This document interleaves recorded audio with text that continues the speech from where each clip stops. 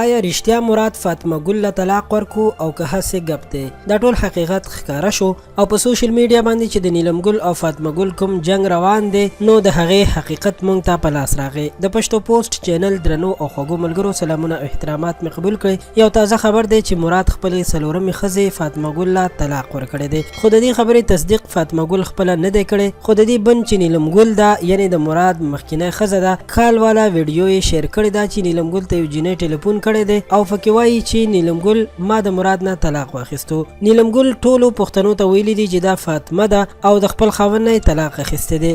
نیلم ګل په دغه وخت کې په ټلیفون باندې دغه جینۍ ته وایي چې ما ته ویل چې د سره ګزاره نه کیږي، نو هغه ورته وایي چې تا کومې خبرې کړې وې هغه ټولې سمې وې. معلومه نه ده چې دغه جینۍ رښتیا فاطمه ګل ده او که بل څوک ده، خو څو ګنټې پس فاطمه ګل او خاوند یې هم ویډیوګانې په انټرنیټ یعنی یوټیوب یا فیسبوک باندې شیر کړې او ښه بدې ردې ویلي دي چې څه په خوله ورتلل خپل زړه یې تش کړی دی چې نیلم ګل ډېره خوشې ښځه ده، موږ په قلار نه پرېږدي او نه خو فاطمه ګل ټلیفون کړی او نه زموږ منځ کې طلاق شوی دی. نیلم ګل زموږ نه سوځي چې موږ ولې دومره ښه ګرځو، نو نیلم ګل دې هم ښه وګرځي خو موږ دې پرېږدي. خو بل اړخ ته نیلم ګل وایي چې ما سره گاډی هم شته، بینک کې مې پیسې هم شته او خو خوشحاله ژوند تېروم، نو زما څه ضرورت دی چې مراد سره ژوند تېر کړم او یا مراد ته وسوځم. هغه وایي چې مراد به منډۍ کې ټماټر خرڅول او موږ ترې نه سړي جوړ کړل.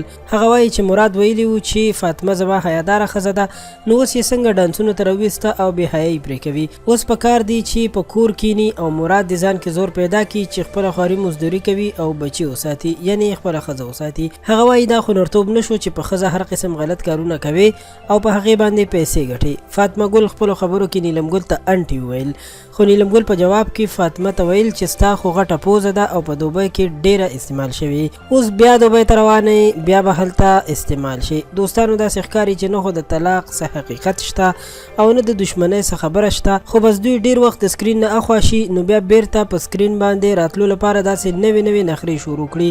خو خیر تاسو د دې خبر باره کې څه نظر لرئ او دوی ته څه پیغام ورکول غواړئ؟ خپل نظر او پیغام را سره کمنټ کې خامخا ولیکئ. زموږ چینل پښتو پوسټ در سره هم سبسکرایب کړئ. ډیره مننه.